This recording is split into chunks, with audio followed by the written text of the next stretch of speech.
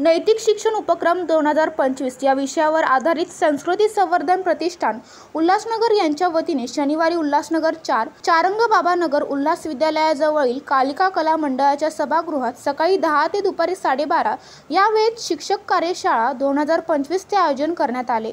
या कार्यशाळेत उल्हासनगरमधील 20 शाळांमधील एकूण 60 शिक्षक आणि मुख्याध्यापक सहभागी झाले होते। या कार्यक्रमास प्रमुख अतिथी म्हणून सुप्रसिद्ध बालमनोवैज्ञानिक आणि काउन्सिलर श्रीमती उमा शाह यांच्यासह अनेक मान्यवर उपस्थित होते। मुख्य वक्ते म्हणून संस्कृती संवर्धन प्रतिष्ठान कोकण प्रांत अध्यक्ष मोहनजी सालेकर यांनी उपस्थित शिक्षक वर्गाला नैतिक शिक्षण उपक्रमांतर्गत बहुआयामी मार्गदर्शन केले।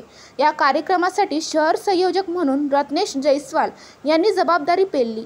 यावेळी उपस्थित सर्व शिक्षकांसाठी अल्प उपहाराचीही व्यवस्था करण्यात आली। संस्कृती संवर्धन प्रतिष्ठानच्या या उपक्रमामुळे शिक्षकांना नैतिक शिक्षणाचे विविध पैलू समजून घेता येतील आणि अनुभवांची देवाणघेवाण करण्यासाठी एक उत्तम व्यासपीठ उपलब्ध होईल यात शंका नाही।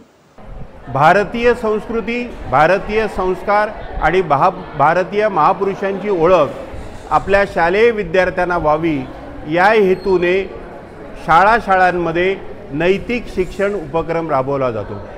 ज्या शाळा या उपक्रमात सहभागी आहेत त्या शाळांमधील शिक्षकांना एकत्र करून हा उपक्रम आपल्या शाळेमध्ये आपण कसा राबवू शकतो याची माहिती देण्याचा प्रयत्न या कार्यशाळेच्या माध्यमातून केला। आपल्याकडे 4थी पासून 8वी पर्यंतच्या वर्गासाठी आपण एक उपक्रम तयार केलेला आहे।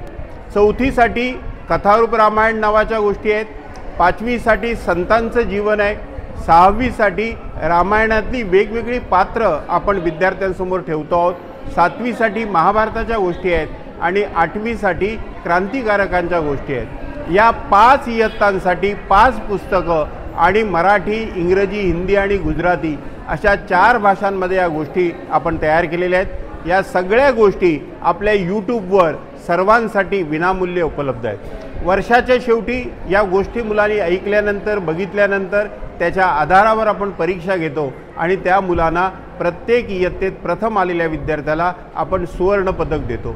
शिक्षकांना सुद्धा ज्यांनी गोष्टी सांगण्यासाठी चांगलं काम केलं आहे त्यांना सुद्धा आदर्श शिक्षक पुरस्कार देऊन आपण सन्मानित करणार आहोत। एकंदरच आपल्या देशामध्ये नैतिकतेचं पतन होते। आपण आज रोज बघतो आहोत राजकारणामध्ये एक दुसऱ्याला शिव्या देण्याच्या पद्धतीमध्ये वाढ होते।